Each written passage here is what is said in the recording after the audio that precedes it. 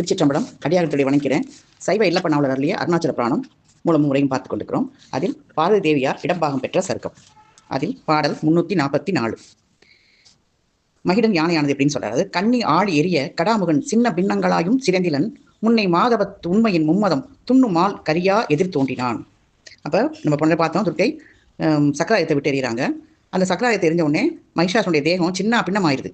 ஆனாலும் அவன் சாகவே இல்லை. உடம்பு வந்து சிதைந்து விடுகிறது. பூர்வ காலத்தில் செஞ்ச தபோ பலத்தால் என்ன ஆகுது, உடம்பு உயிர் அழியாமல் இன்னும் உயிரோடு இருக்கிறான். என்ன செய்யறான், அந்த மும்மதங்களை பொழிகின்ற யானை, பெரிய யானை வந்து அதுக்கு 3 மத நீர் வழியும் நமக்கு படிச்சிருக்கோம். அந்த மும்மதங்களை பொழிகின்ற பெரிய யானை உருவம் கொண்டு எதிராக வந்து எதிர்க்கிறான். அப்போ அவனுடைய உயிர் நீங்காமல் உடல் மட்டும் சிதைந்ததால் யானை உருவம் எடுத்து மும்மதங்களை பொழிகின்ற அந்த யானையாக வந்து எதிரே வந்து மீண்டும் அவரை அம்மையை எதிர்க்கிறான் துர்க்கை. அடுத்த பாடல் 345.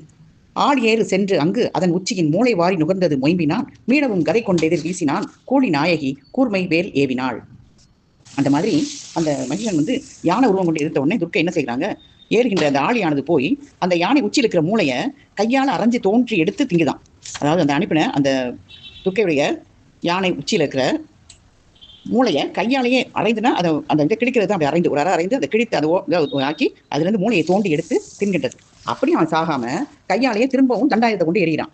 அந்த யானை துதி கையால் தண்டாயத்தை தூக்கி எறிஞ்ச உடனே அந்த பேய்களுக்கெல்லாம் அதிகாரிக்கின்ற துர்க்கை என்ன செய்கிறாள், கூர்மை பொருந்திய வேலாயுதத்தை விடுகிறாள்.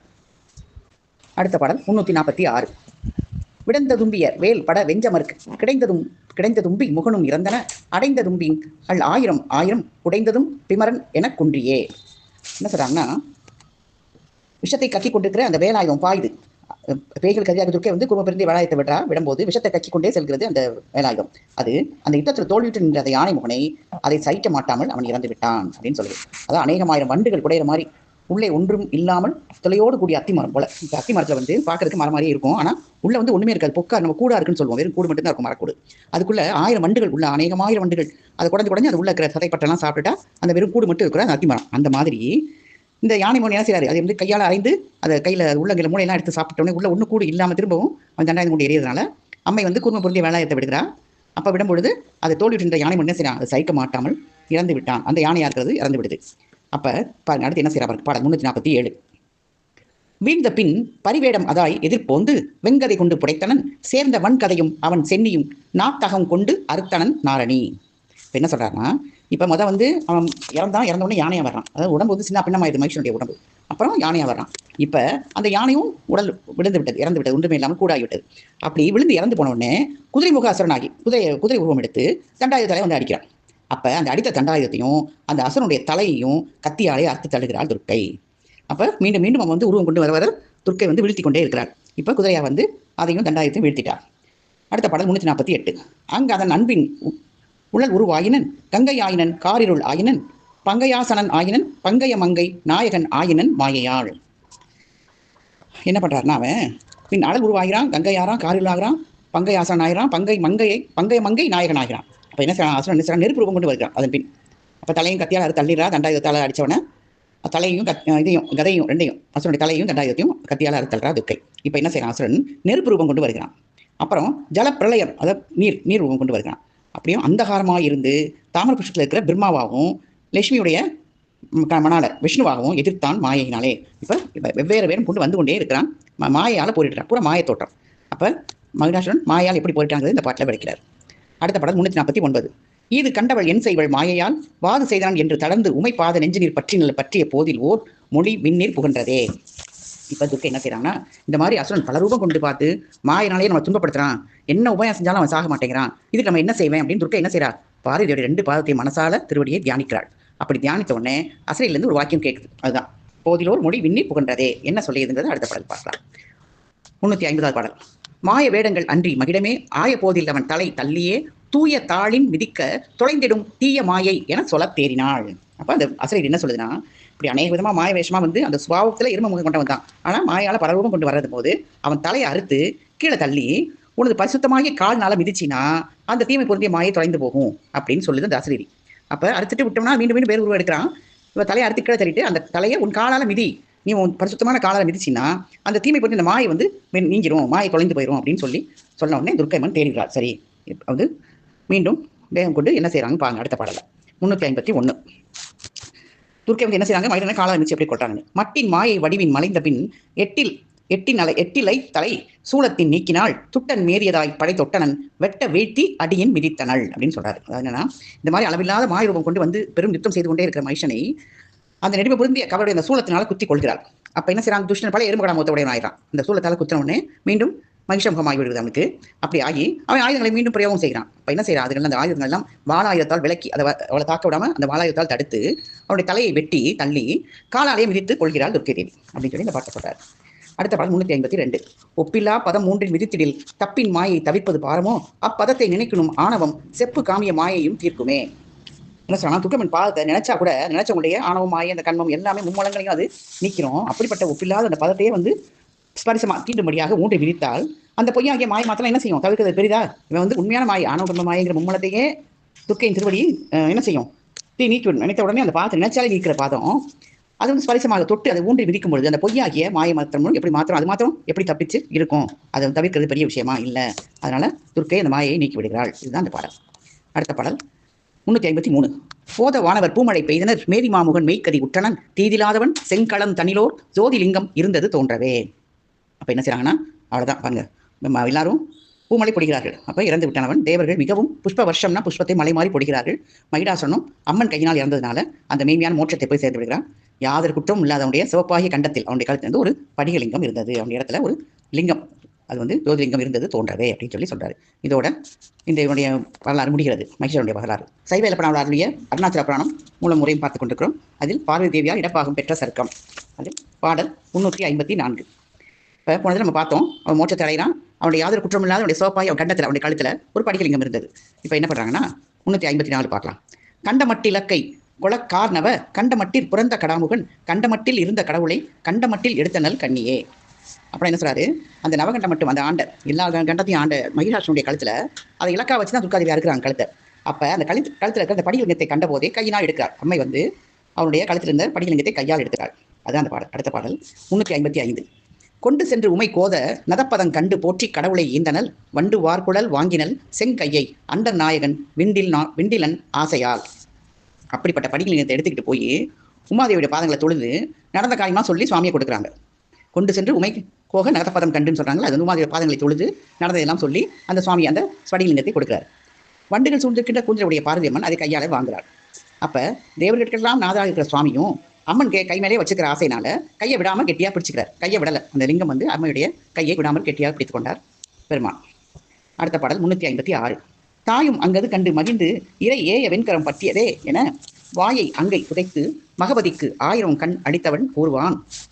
இப்போ இந்த லிங்கம் வந்து ஏன் கையை விடல அப்படிங்கிற இந்த காரணத்தை பாட்ட சொல்றாரு. பாரதி என்ன செய்யறாங்க, அந்த ஆச்சரியத்தை கையில அந்த இது கெட்டியாக பிடிச்சிக்குது அந்த லிங்கம் அம்மையுடைய கையை. அப்ப ஆச்சரியம் அடைந்து மகிழ்ச்சியாக சுவாமி என் கையை விடாமல் இருக்கு எதனால அப்படின்னு கேட்குறாங்க. கையை விடாமல் இருந்தது எதனாலே அப்படின்னு கேட்டவுடனே தேவேந்திரனுக்கு 1000 கண் கொடுத்த கௌதமனானவர் வாயை கையாலை பொத்தி கொண்டு அம்மனுக்கு சொல்ல தொடங்குறாரு. ஏன் வந்து இந்த லிங்கம் வந்து என் கையை விட்டு நீங்க மாட்டேங்கன்னு சொல்றது கேட்டதுக்கு கௌதமனியர் தான் சாபம் கொடுத்து தேவேந்திரனுக்கு 1000 கண் வந்தது. அதனால தேவேந்திரனுக்கு 1000 கண் கொடுத்த அந்த கௌதமர் வாயை கையால் பொத்தி கொண்டு அம்மனுக்கு சொல்ல தொடங்குறாரு. என்ன சொல்றாருன்னு அடுத்த பாடல் 357. முன்னம் அகத்தியன் முதலா முனிவர்கள் 11 வர முனிப்பார் செல்ல வண்ணவன் தன் தவ மதிப்பால் அவமதிப்பாய் இருந்திடவும் அவனை நோக்கி பொன்னணைய தவ முனிவர் வெகுண்டு உரைப்பார் எமை இகழ்ந்த புண்மையாலே உன் அறிய கருங்கடாவாய் இனி பிறக்க கடவாய் என்று உளையச் சொன்னார். இப்பதான் மகிஷன் எப்படி வந்தான்னு சொல்லி, அதாவது மகிழன் கண்டத்தில் எப்படி லிங்கம் வந்துச்சுங்கிற வரலாறு சொல்றாரு. யாரு, கௌதம முனிவர் சொல்றாரு. முன்னொரு காலத்துல அகஸ்தியரும் அவரோட 50 ரிஷிகள் கூடி வரமுனி அப்படிங்களுடைய ஆசிரமத்துக்கு எல்லாரும் சேர்ந்து போறாங்க. அப்ப அந்த வரமுனி என்ன செய்யறாரு, அவருடைய தவ பலத்தால மரியாதையா எல்லாரும் உபசாரம் செஞ்சு இது பண்ணாம வரவேற்காம அவமதிச்சது யாரு, வரமுனி. அப்ப அவரை பார்த்து இந்த பொன் போலும் அரிய தவத்தையுடைய எல்லா முனிவருக்கும் கோபம் வந்துடுது. ஏன் நம்மளை வந்து மரியாதை செய்யல, அவமதிக்கிறாரே, மரியாதை செய்யாமல் இருக்க மட்டும் அவமதிக்கிறார். அவங்க கோபித்து எங்களுக்கு நீலாம் அவமரியாதை செஞ்சதுனால யாராலையும் குறைவு சொல்லப்பட்ட, அதாவது எல்லாரும் வெறுக்கிற அந்த கரிய எருமை கடாவாக நீ பிறப்பாய் அப்படின்னு சொல்லி வருந்தி சபிக்கிறாங்க அந்த வரமுனிவருக்கு. அடுத்த பழைய மகிழனுடைய வரலாறு 358. அருந்தவர் 50 மரும் அன்று உரைத்த மொழி கொடுமையை கண்டு அச்சமாகி இரும் தவனும் எழுந்து பணிந்து எனது பிழை பொறுத்தருள்வீர் என்றான். அந்த பெருந்தவர் அன்புடன் உரைப்பார் மகிடமுகத்து அவனுடன் என பிறந்து பின்னர் திருந்த அரணிடம் வேண்டி தவம் புரியும் உமை கணத்தில் தீர்ப்பாள் என்றார். அப்ப அவங்க வந்து எருமக்கடையா பிறக்கிறேன்னு சபிச்சிடறாங்க. இப்ப என்ன ஆகுதுன்னா, அந்த அரிய தவத்தோட 50 முனிவர்கள் சொல்லி அந்த சாபத்தோட இந்த குரூரம் அந்த கொடூரத்தை கேட்டு பயப்படுறாரு வரமுனி. அந்த பெருமை பொருந்திய தவம் செஞ்ச வரமுனி எழுந்து வந்தனம் அப்பதான் வணங்குறாரு. வந்தனம் செஞ்சு முனிவர்களே தெரியாம நான் செஞ்ச பிழையை பொறுத்துக்கோங்க அப்படின்னு கேட்கிறாரு. அதுக்கு அந்த முனிவர்கள் சொல்றாங்க, நீ எருமை பொருந்திய அந்த அசுரனாகி அரசாளும் காலத்துல, அதாவது மகிஷனா இருக்கும் பொழுது சுவாமியோட இடபாகத்தை பெரும்படி அம்மை தவம் செஞ்சுட்டு இருப்பாங்க. அந்த அம்மன் வந்து உங்களுடைய சாபத்தை நொடி பொழுதுல தீர்ப்பாள் அப்படின்னு சொல்லி சொல்றாங்க. இதான் வந்து சாப விமோச்சனம் அப்படின்னு கூறுறாங்க. அடுத்த பாடல் 359. ஆங்கவர் சொற்படி அவனும் அசுரர் பெரும் குலத்தில் உதித்து அரசனாகி ஓங்கிய பேர் மகிடன் என கொடுங்கோன்மை புரிகுதலும் ஒரு நாள் வேட்டை தீங்கு செய்ய வனத்தில் அடைந்து அழல் பசியால் இழைத்து ஓடித் திரிந்தான். அங்கே நீங்கரிய அர்ச்சனை செய் மன்னதன் என்று ஒரு முனிவன் நேர்பட்டானே. இப்போ என்னன்னு சொல்றாரு, அந்த முனிவர் சொன்ன பிரகாரம் அந்த வரம் என்ன செய்யறாரு, அசுரகுலத்தில் பிறந்தாரு, மகிஷனார் ராஜாவாகிறாரு, மகிஷாசுரன் பேரும் அவர் கிடைக்குது. கொடுங்கோல் ஆட்சி செஞ்சு கொடுத்துருக்கும் போது ஒரு நாள் என்ன செய்யறாரு, வேட்டையாடுறதுக்காக வனத்துக்கு வரும்போது ரொம்ப பசியால அவருக்கு இறைய ஒன்றும் ஆகப்படலை, அங்கங்கும் ஓடி திரிகிறாரு. அப்போ அந்த இடத்துல நீங்குதற்கு அறிய, அதாவது அந்த தவத்தை விட்டு நீங்காத ஒரு தவம் செய்கின்ற மன்னத ரிஷி அப்படிங்கிறத அவர் எதிர்பார்றாரு. மன்னத ரிஷியை பார்க்குறாரு அந்த வனத்தில் பசியோடு அலையும் பொழுது. அடுத்த பாடல் 360. மன்னதனாம் அவனை இவன் கரத்து லிங்கத்துடன் விழுங்கி மகிழ்ந்து போனான். பின் அதனால் அவன் இடத்தில் சிவன் உருவம் இருந்தது. அந்த பெருமையாலே உன்னதம் ஆயினன் சிவனான் உருத்தரித்த உடலும் இறை உருவமன்றோ, அன்னதனால் வினை அடைந்தது அது தவிரும் நவதீர்த்தம் ஆடில் என்றான். அங்கே வனத்தில் அந்த மன்னத ரிஷியை பார்க்குறாரு.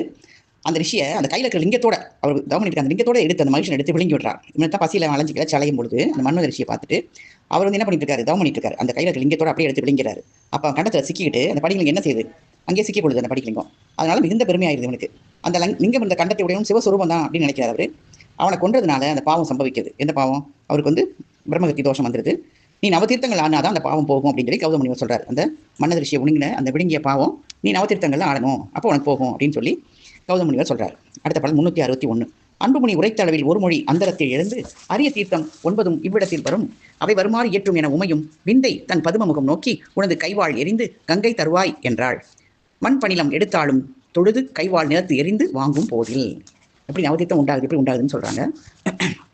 அதாவது மிகவும் பத்தி இந்த கௌதமன் என்ன சொல்றாரு, இந்த மாதிரி வசதியை சொல்லிட்டே வராருல்ல, அவர் வந்து நீ நவதீர்த்தங்களானா உனக்கு பாவம் போன்னு சொன்னாரு அப்படின்னு சொல்லிட்டு வரும்போது அந்த பாவதீரம் ஆடுறதுக்கு அந்த 9 தீர்த்தமும் இந்த இடத்துல வரும்படி செய் அப்படின்னு ஆகாயத்துல ஒரு வார்த்தை பிறக்குது. ஒரு அசரீரி கேட்கிறது. கௌதம முனிவர் சொன்ன உடனே அந்த பாவதீரம் நீ ஆடுறதுக்கு இந்த 9 தீர்த்தமும் இந்த இடத்துல வர மாதிரி நீ செய்யி அப்படின்னு ஒரு வார்த்தை வருது. அதை கேட்டு பார்வதியும் துர்க்கை எனது மலர் போன்ற முகத்தை பார்த்து உன் கையில் இருக்க வாழால பூமியை பழந்து கங்கை வரும்படி செய் அப்படின்னு சொல்றாங்க. சொன்ன உடனே அந்த ஜெயசங்கை அந்த கையில் வச்சிருக்க துர்க்கை என்ன செய்றாங்க, வணங்கி வாழாயுதத்தால பூமியில வீசி இருக்கிறாங்க. அப்ப அடுத்து என்ன ஆகுதுங்கிறத பார்க்கலாம். 362. நவநிதியும் பிறவுள்ள நன்னதிகளும் சோகம் தீர் நல்லதான சுவை அதிகம் அதுவும் பல தடங்களும் அங்கு எழுந்த அச்சுனையின் ஊடே பவமகள ஒரு மாதம் முழுகி இருந்தால் கரத்தை பற்றி நீங்கா சிவ வடிவும் அகன்றது தன் உளம் மகிழ்ந்து கரையில் வந்தோர் அவர் போற்ற. அப்ப அந்த கைத்தத்தை துக்க என்ன சொல்றாங்க, வணங்கி வாழாயத்துல பூமியில வீசும்போது 9 தீர்த்தங்களும் மற்றும் எல்லா நதிகளும் விடாய் அரும்படி, விடாய் அரும்னா தாகம் தீரும்படி, அவங்களுக்கு தாகம் தீர மாதிரி உதவி செய்யறதுக்கு நல்ல ருசியை கொடுக்குற அநேகம் தடாகங்களும் வரிசையா உண்டாகுது. அந்த நதியில ஒரு மாதம் வரைக்கும் அம்மா என்ன செய்றாங்க, அந்த குற்றம் அந்த கையில வாங்கின அந்த இதை லிங்கத்தை நீங்கும்படி ஸ்நானம் செய்து கொடுத்துருக்காங்க. அப்ப கையை பற்றுக்கொண்டு அந்த விடாமல் அந்த லிங்கம் நீங்கியது. அப்போ தேவர்கள் எல்லாம் என்ன செய்றாங்க, மனம் சந்தோஷித்து அம்மையை போற்றி அப்போ அம்மன் கரையில் வந்து சேர்ந்தாள். அந்த குளத்துல இருந்து தவம் பண்ணிட்டு கரைக்கு வர்றாங்க, அந்த லிங்கம் நீங்கி விட்டது. அடுத்த பாடல் என்னன்னா 363. அருவுருவாம் ஒரு சிவனை அதன் கரைமேல் புறத்து இருத்தி அர்ச்சித்தால் நம் இருவனையும் தவிப்பானுக்கு என் பாவம் தீர்த்தான் என்று இயல்பேர் இட்டாள். திருமருவும் பெரும் சுனைக்கு இனிய கட்க தீர்த்தம் என திருப்பேர் இட்டாள். குருமணியை அருணகிரி பெருமானை தொழ கனக கோயில் சார்ந்தாள். இப்போ அதுக்கு என்னென்ன பேர் வைக்கிறாங்கன்னு சொல்றாங்க. நம்ம இருவனை தவிப்பானுக்கு என் பாவம் தீர்த்தான் என்று பேர் வைக்கிறாங்க. அதுக்கு வந்து இனிய கற்க தீர்த்தம் அப்படின்னு திருப்பேர் உணர்ந்து வச்சு என்ன செஞ்சாங்கன்னு சொல்றாங்க. அதாவது அருவமாய் உருவமாய் விளங்கின ஒப்பற்ற சிவனை அந்த கரையில் எழுந்ததை செஞ்சு அர்ச்சனை செய்யறாங்க. நம்முடைய நல்வினை தீவினை 2 நீக்கிற சுவாமிக்கு என் பாவம் தீர்த்தார் அப்படின்னு பேரை என் பாவம் தீர்த்தார்னு பேர் வச்சிடறாங்க. அழகி அந்த சுனைக்கு என்ன சொல்றாங்க, கற்க தீர்த்தம் இனிய கற்க தீர்த்தம் அப்படின்னு பெயர் வைக்கிறாங்க. நிறம் பொருந்திய மணியொத்தவரை அந்த அருணாச்சலத்தில் எழுந்திருக்கிற பரமசிவனை வழங்கும்படியாக அந்த பொன்மயமாகிய கோயிலுக்கு செல்கிறார்கள், அண்ணாமலையார் கோயிலுக்கு செல்கிறார்கள். அடுத்த பாடல் 364. முருகுமலர் அயன்தடத்தில் படிந்து வெந்நீர் அணிந்து செங்கை முடியில் கூப்பி அருகு வரும் கோதமன் சொற்படி தொழுது உள் புகுந்து தன்னார் அமுதை கண்ணால் பருகி நிலமுற விழுந்து பணிந்து எழுந்து பரவசமாய் பாடி ஆடி உருகி உவந்து அழுது உயிர்த்து வளம் புரிந்து தனது குறை உரைத்து போற்றி. எப்படி அண்ணாமலையார் வணங்கினதை எவ்வளவு சுத்தமான நல்ல பாடலாக பாடியிருக்கிறார் ஆசிரியர். அதாவது வாசனை புரிஞ்ச தாமரை மலர் இருக்கின்ற பிரம்மாவுடைய தீர்த்தத்தில் மூழ்கி விபூதி தரித்து சிவந்த கைகளை சிரசில் வைத்து கும்பிட்டு தன் அறிய கௌதமர் சொன்ன பிரகாரம் உள்ள போய் குளிர்ச்சி பொருந்திய அமிர்தம் போன்ற சுவாமியை கண்ணாலே தரிசித்தாராம். பூமியில தேகம் பொருந்த நமஸ்காரம் செஞ்சு எழுந்து பரவசமா பாடி ஆடி உருகி கழித்து ஆனந்த கண்ணீர் பெருக வளமாக வந்து தன்னுடைய குறையை சொல்லி வணங்கினாள். அம்மை வந்து எப்படி வந்து அண்ணாமலை வணங்கினான்னு சொல்லி சொல்றாரு. இது வந்து நம்ம உரை சொல்ற பாடலை படிக்கும்போது ரொம்ப என்ன சொல்றது, மனதை உருக்குவதாக இருக்குது இந்த பாடல். நம்மளும் இதை வந்து தெரிஞ்சுக்கலாம், எப்படி நம்ம நமஸ்காரம் பண்ணணும், எப்படி வந்து பெருமானை அனுபவிச்சு பண்ணணும்னு சொல்லி இந்த இதில் அம்மையை நம்மளுக்கு வாழ்ந்து காட்டுகிறார்கள். கௌதம முனிவர் சொன்னபடி என்ன செய்றாங்க, குளிர்ச்சி பொருந்தி அமிர்தம் போன்ற அந்த சுவாமியை கண்ணால தரிசிக்கிறதுக்காக பூமியில தேகம் படிய பொருந்த நமஸ்காரம் பண்ணி எந்திரிச்சு பாடி ஆடி உருகி கழித்து வளமாக வந்து தன்னை குறையை சொல்லி வணங்குகிறார்கள். சைவ இல்லப்பண்ணாளர் அருளிய அருணாச்சல புராணம் மூலம் முறையும் பார்த்து கொண்டிருக்கிறோம். அதில் 365வது பாடல். பார்வதி தேவியார் இடப்பாகம் பெற்ற சருக்கம். கார்த்திகை திங்களில் திருநாள் ஆகமத்தின் படி நடத்தி கனல் கண்ணானை தோத்திரம் பண்ணுதலும் ஒரு சுடர் மலை மேல் எழுந்தது. அந்த சுடரின் ஊடே ஏத்து அரிய பல கோடி இரவி என ஒரு சோதி எழுந்து மின்னே வாய்த்த மலை வளமாக நடத்தி என உரைத்து உடனே மறைந்தது அன்றே. என்ன சொல்றாங்கன்னா, கார்த்திகை திங்களை திருநாள்னா கார்த்திகை மாதத்துல ஆகமத்தின்படி நம்ம திருநாள் செஞ்சு நெருப்பு உருவாகிய பால நேத்திரங்கள், அதாவது கண்கள் எல்லாம் அப்படியே அழல் உருவமாகி அந்த கண்களிலே சிவபுராணை பணிந்த அளவில், அந்த பால நேத்திரங்களுடைய சிவபுராணை பணிந்த அளவில் என்ன ஆச்சுன்னா மலை மேல ஒரு பிரகாசம் உண்டாகுது. அதுல சொல்றதுக்கரிய பல கோடி பால சூரிய பிரகாசமாய் சுவாமி எழுந்து பாருங்க. சுவாமி வந்து கோடி சூரிய பிரகாசம் மட்டும் சொல்லிக்கலாம். ஏன் பால சூரிய பிரகாசம்னா அந்த சூரியனுடைய ஒளி வந்து நமக்கு வந்து குளிர்ச்சியாக தன்னென்று இருக்குன்னு சொல்லுவார்ல, அந்த மாதிரி இருக்கிறதுனால தான் அவர் வந்து பல கோடி பால சூரிய பிரகாசமாய் சுவாமி எழுந்தாரில்லையே. என்ன சொல்றார் அம்மையை பார்த்து, பெண்ணே இந்த மலை வளமாக நடந்து வா அப்படின்னு சொல்லிட்டு அந்த கணமே மறைஞ்சிட்டார். என்ன எதுன்னு அடுத்த கேள்விக்கோ அடுத்த பதிலுக்கோ எதற்கும் இடமில்லை. உடனடியாக இந்த மலையை வளமாக நடந்து வா என்று சொல்லி அந்த கணமே மறைந்து விட்டார். அடுத்த பாடல் 366. நாரிதனை சிறையாக்கும் முனிவனும் அப்படி வளமாக நடத்தி என்றான். வாரியன மறைப்புகள் காரிகையும் நடந்தன் உடன் மலர்க்கை கூப்பி பேரிகையும் காகளமும் சல்லரியும் மல்லாரியும் பெரிய வானில் தூரிய முன் துந்துமியும் மத்தனமும் குடமுழவும் துவைத்தவன்றே.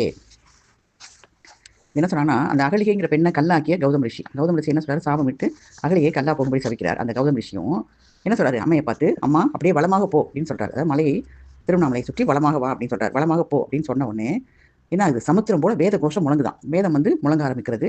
ஆகாயத்துல பேரிகை, காகளம், சல்லரி, மல்லரி, முரசு, துந்துமி, மத்துளம், குடமுழா இந்த வாத்தியங்கள் எல்லாம் முழங்குது. சுத்தி வாத்தியங்கள் முழங்க கௌதம் ரிஷி சொல்லியபடி அம்மை அப்படியே வளமாக போக ஆரம்பிக்கிறார்கள். பார்வதி என்ன செய்றாங்க, 2 கையும் கூப்பிக்கொண்டு நடந்தாள் பார்வதி தேவின்னு சொல்லி ஆசிரியர் சொல்கிறார். அடுத்த பாடல் 367. அரம்பை ஒரு பசி முதலாம் மகவதி நாட்டு அறிவைகள் ஆடல் காட்ட குறும்பை என நெருங்கு முளை வரை அறமங்கையர் மலரின் குப்பை கொட்ட கரும்பு கனிந்து அணைய மொழி புனல் அமரங்கையர் இரட்டும் கவரியாட்ட இரும்பு உருக நகைப்புரியும் அரவமினார் மணிவிளக்கம் எடுத்து நீட்ட. இந்த பிரகாரம் என்ன செய்றாங்க, பார்வதி வளர ஆரம்பிக்கிறாங்க. இந்த பிரகாரம் எது சொல்றாருன்னா, அந்த வேதங்கள் முழங்குறது, இடம் பேரிகை காகலம் இதெல்லாம் வாத்தியங்கள்லாம் முழங்குது. அம்மைக்கு 2 கவியை கூப்பி நடக்கிறாங்க. அதுதான் அப்படி வரும்போது இந்த அரம்பை ஊர்வசி அவங்கெல்லாம் என்ன செய்றாங்க, முதலில் தெய்வலோகத்து பெண்கள் நாட்டியம் ஆட தொடங்குகிறார்கள். அவங்க நாட்டியம் ஆடும்போது தென்னங்குறும்பை ஒத்த தனத்தை உடைய மலை அறமகடி அப்படிங்கிறாங்க. அதாவது மலையில் இருக்கிற அறமகடிகள் அவங்க வந்து அவருடைய தனத்தை தென்னங்குருத்தை ஒத்திய தனத்தை உடையவர்கள். அவங்க வந்து அம்மன் நடந்து வரும்போது அவங்க பாதம் பூமியில் பட்டு உறுத்தாமல் இருக்கணும் அப்படிங்கிறதுக்காக என்ன செய்றாங்க, புஷ்பங்களை கூட குப்பை கொட்டணும்னா குவித்து அப்படியே கொட்டுறாங்க. குப்பையாக கொட்டுற மாதிரி புஷ்பங்களை கொட்டி வைக்கிறாங்க. அப்போ கருப்பு ஜாரம் போல வார்த்தையுடைய அந்த நீராமங்கை என்ன சொல்றாங்க, ஒரு மலையற மகளிர் வந்து பூக்களை குப்பையாக கொட்டுறாங்க. நீர் அறமங்கையர் என்ன செய்றாங்க, சாமரம் எடுத்து வீசுறாங்க. அப்போ இரும்பு கூட உருகும்படி அந்த நகை செய்கிற நாகலோக பெண்கள் ரத்தன தீபங்களை கையில் எடுத்துக்கொண்டு வருகிறார்கள். அப்போ யார் என்ன செய்கிறாங்கன்னு சொல்றாரு, மலையற மகளிர் வந்து பூ கொட்டுறாங்க, நீரற மங்கையர் வந்து சாமரம் எடுத்து வீசுறாங்க, நாகலோக பெண்கள் ரத்தன தீபங்களை கையில் எடுத்துக்கொண்டு வருகிறார்கள். அடுத்த பாடல் 368. முண்டக மண்டப மயிலும் புலோம் அசையும் நறுந்தவழ முளரி மானும் கண்டகமும் வழி பரலும் ஒளித்து வர நிலமகள் தன் கைகள் நீட்ட அண்டர்குல மடந்தை அருமுனிவர் குலவனிதை அருமருவி பூந்தேன் வண்டரிடும் சேரகற்ற மலரின் அருந்துகள் சொரிந்து வழிகளாக்க. என்ன சொல்லனா, அந்த தாமரை புஷ்பமா இருக்கிற மண்டபத்தில், அந்த மண்டபம் புஷ்ப வடிவம் இருக்குது. அதுல லட்சுமியும் இந்திராணியும் இருக்காங்க. வெண்தாமரை பூவில் சரஸ்வதியும். அந்த மாதிரி என்ன செய்றாங்க, அவங்க எல்லாரும் போகிற வழியில் இருக்கிற, அதாவது அம்மி நடக்கிற வழியில் பூ கொட்டி வச்சிருக்காங்க. ஆனாலும் முள்ளுகளையும் கல்லுகளையும் முள்கள் எல்லாம் தள்ளிட்டே போறாங்க. தள்ளிக்கொண்டே வந்து அந்த பூமி தேவியுடைய கைகளை நீட்டி ஜாக்கிரதையா தாங்கிறாங்களாம் அம்மையை. அப்புறம் தேவஸ்ரீகளும் முடிவுடைய ஸ்ரீகள் என்ன செய்றாங்க, அந்த புஷ்பத்தில் இருக்கிற தேன் அருவி, அது தேன் வந்து புஷ்பத்திலிருந்து வழிந்து ஓடுதான். அது வந்து ஓடி வழியெல்லாம் சேராக்கிறது. அந்த அளவுக்கு தேன், அது அருவி தேன் வந்து அருவியாக பொழிகின்ற புஷ்பங்களை தான் வழியில் கொட்டியிருக்காங்க. அந்த சேற்றையெல்லாம் நீக்கிறாங்க. தேனெல்லாம் வலிச்சு இது விட்டு அந்த புஷ்பத்துக்குள்ள இருக்கிற பராகப்பொடி, அதாவது மகரந்த பொடின்னு சொல்லுவோம், அந்த பொடிகளை எல்லாம் கொட்டி அந்த பொடியை கொட்டி நல்ல வழியாக செய்கிறாங்களா. நம்ம வந்து ஏதாவது சேரா இருந்தால் எடுத்துட்டு என்ன மண் கொட்டி சரி பண்ணுவோம். அந்த மாதிரி இவங்க தேனால் ஆகிய அந்த அருவியில் அந்த வழியில் இருக்க சேற்றெல்லாம் நீக்கிட்டு அந்த பராகப்பொடின்னு சொல்லுவாங்கல்ல, அந்த மகரந்த பொடிகளை கொட்டி நல்ல வழியாக செய்கிறாங்க எல்லாரும் சேர்ந்து. அடுத்த பாடல் 369.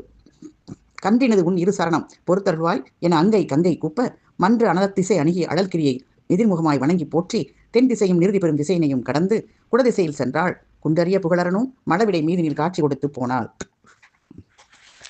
அதாவது கங்கை என்ன செய்யறானா, அம்மா பார்வதி உன் பாதம் 2 பூமியில பட்டு கண்ணி போயிடுச்சு, பொறுக்க வேணும் அப்படின்னு சொல்லி 2 கையிலையும் கூப்பி வணங்குறாங்க. அப்ப அழகிய அக்னி திசையில வந்து அந்த அக்னி மலையை எதிர்முகமாக தொழுது. அப்போ ஒவ்வொரு முகமாக நிறைய முகப்பட்ட மலையுடைய எல்லா முகத்துலையும் தெற்கு திக்கும் நிறுதி முலையையும் தாண்டி மேற்கு திக்கில் போகிறாங்க. அப்போ பார்வதியை கங்கை வணங்கி கண்ணி உன் பாதம் கண்டு விட்டது நீ பொறுத்துக்கணும்னு சொல்கிறாங்க. 2 கையும் கூப்பி அக்னி திசையில் வந்து அக்னிலேருந்து எதிர்முகமாக போய் தெற்கில் போய் திருப்பி நிறுதி முலையும் தாண்டி மேற்கு திக்கில் போகிறாங்க. இந்த மாதிரி குறைவில்லாத கீர்த்தியுடைய சுவாமியும் என்ன செய்கிறார், இளமை தங்கி அந்த ரிஷப வாகனத்தில் எழுந்தள்ளி வந்து தரிசனம் கொடுத்து நடந்தாராம். அப்போ பெருமானும் கூடவே நடக்கிறாருங்கிறது தான் சொல்றாங்க. குறைவில்லாத கீர்த்தியுடைய சுவாமி அந்த இளமையான ரிஷபவானத்தை எழுந்தருளி வந்து தரிசனம் கொடுக்கிறார். தரிசனம் கொடுத்து நடந்து செல்கிறார். அடுத்த பாடல் 370. நாட்டிசையும் போற்றி செய்யும் புகழணி அண்ணாமலையான் நடத்தாள் போற்றி மேற்றிசையும் காற்றிசையும் கடந்து வடதிசை அணுகி விரும்பி ஏற்றிசையும் இறைதிசையும் மகிழ்ந்து குணதிசை அடைந்தாள் இமைவெற்பில் சேற்றிசையும் மன அடலை வளம் புரிந்த செயல் போல செறிந்தது அன்றே. இந்த மாதிரி 4 திசையும் வணங்குற கீர்த்தியுடைய அந்த அண்ணாமலையாரது நடன பாதத்தை வணங்கி என்ன செய்யறார்? பெருமாள் எழுந்தருளி தரிசனம் கொடுத்து நடக்கிறார்ல, அதை அம்மை வணங்கி மேற்கு திக்கும் வாய் திசையையும் தாண்டி வடதிசையை மறுபடியும் தொழுது அந்த எருதில் ஏறுகின்ற ஈசானுடைய திக்கை கடந்து கிழக்கு திசைக்கு வருகிறார். அவர் எப்படி வளம் வந்தார்கள் என்பதை தான் சொல்கிறார். அப்படி வந்தது யாரு? இமயபருவத்தில் சுவாமி கல்யாணம் செஞ்ச போது ஓமாக்னிய வளம் வந்தது போல இருந்ததான். இப்போ திருமணம் செய்ததில் இப்போ இடபாகம் பிறப்பு சர்க்கம் தான் இது. இதை அந்த அவருடைய மனவிழா அன்று எப்படி அம்மை அந்த கல்யாணம் செஞ்சப்போ அந்த ஓமாக்னி வளம் வந்தாங்களோ அது மாதிரி இப்போ இந்த அண்ணாமலையை வளம் வந்தது போல் இருந்தது அப்படின்னு சொல்கிறாங்க. அடுத்த பாடல் 371. பானு கம்பன் கை சங்கோலி நெடிய மால் பணிலத்து ஆனகம் பலை நாரதர் வீணையின் அரவம் வான துந்துமி கம்பலை திசையெல்லாம் மறைத்த தேன் நிறைந்திடு மலர் மழை இமையவர் சிதற. அதாவது பானுகம்பன் அப்படின்றார் 1000 கைகளால் சங்கு வச்சு ஊதுறாரு. அந்த ஊதுற ஒளியும் விஷ்ணு தமது சங்கத்தை அவர் பாஞ்சசன்யம் தானே, அதை வாயில வச்சு ஊதுற சத்தமும், நாரதர் வீணை வாசிக்கிற சத்தமும், இந்த ஆகாயத்தில் துந்துபின்னு இருக்கிறது அதோட சத்தமும், திக்குகள் எல்லாம் ஒரே இதாக காதை செவிடுபடுற மாதிரி இருந்தால் அவ்வளோ ஒளி. எது? பானுகம்பனுடைய 1000 கையில் சங்கம், விஷ்ணுவுடைய கையில் இருக்கிற பாஞ்சசன்ய சங்கம், அடுத்து நாரதர் வீணை வாசிக்கிற சத்தம், ஆகாய துந்துபிடிய சத்தம், இதெல்லாம் சேர்ந்து திக்குகள் எல்லாம் செவிடுபடும் அளவுக்கு ஒலிக்கிறது. இந்த தேனிருந்த புஷ்ப வருஷங்களை தேவர்கள் சொரிகிறார்கள். அடுத்த பாடல் 372. கற்றைவார் சடை இளம்பிறை நெடுநிலா கமட புற்று அராமணி இளவையில் விரித்திட புவியை பெற்ற மாதினுக்கு ஒருபுறம் அடித்திட பிடித்த எற்று நூல் என புரி பூநூல் மார்பகத்து இளங்க. அதாவது கற்றையாக நீண்ட சடையில் தரித்திருக்கிற அந்த இளமையான பிறை, பெருமானுடைய சடையில் இருக்கிற பிறை, அது நெடுமை பொருந்திய சந்திரிகை பிரகாசிக்கும். அது எப்படி பண்ணுது? பிரகாசமாக இருக்குது, நெருங்கிய சந்திரிகை பிரகாசத்தோடு இருக்குது. அந்த ஆபரணமாகிய புற்றில் இருக்கிற அந்த சர்ப்பத்தோட தையில் இருக்கிற மணி, அந்த மணி என்ன செய்யுது? அது காந்தியை விரிக்கும். அது ஒரு காந்தியாக மணியோட ஒளி, மணி செம்மையாக சிவப்பாக இருக்கும். அந்த ஒளி அதுவும் பரவுகிறது. இந்த உலக மாதாவாகிய அந்த பார்வதிக்கு பாதி சரீரத்தை கொடுக்கறதுக்காக அந்த பிடித்த எட்டு நூல் போல அளவெடுத்த மாதிரியே அந்த புரியாகிய பூநூல் மார்பை பிரகாசிக்கிறான். எப்படி இருப்பாங்க? கரெக்டாக பாதி பங்கு வச்ச மாதிரி, அதாவது பாதியை கொடுப்பதற்காக பிடித்து அந்த அளக்க நூல் மாதிரி அவர் அணிந்திருக்கிற பூநூல் பிரகாசிக்கிற மார்பை. சடையில் இளமையான பிறை பொருந்திருக்கு. அது நெடுமையாக சந்திரிக்கை பிரகாசிக்குது. அந்த அவருடைய ஆபரணமாகிய அந்த புட்டில் இருக்கிற சர்ப்பத்திலேருந்து அது தாயில் இருக்கிற மணி, ரத்தன மணி, அதுவும் காந்தினா அதோட ஒளி. அதோட ஒளி படர்கிறது, ஒளி எங்கும் படர்கிறது. இது எப்படி இருக்குன்னா, உலக மாதாவாகிய அந்த பார்வதிக்கு பெருமான் பாதி சரீரத்தை கொடுக்கறதுக்காக பிடித்த எட்டு நூல் போல் அந்த புரியாகிய பூநூலானது மார்பில் பிரகாசிக்கிறது என்று ஆசிரியர் கூறுகிறார். சைவ இலப்பண்ணாவலாரிய அருணாச்சல புராண மூலம் முறையும் பார்த்து கொண்டிருக்கிறோம். அதில் பார்வதி தேவியார் இடபாகம் பெற்ற சருக்கம் பாடல் 373.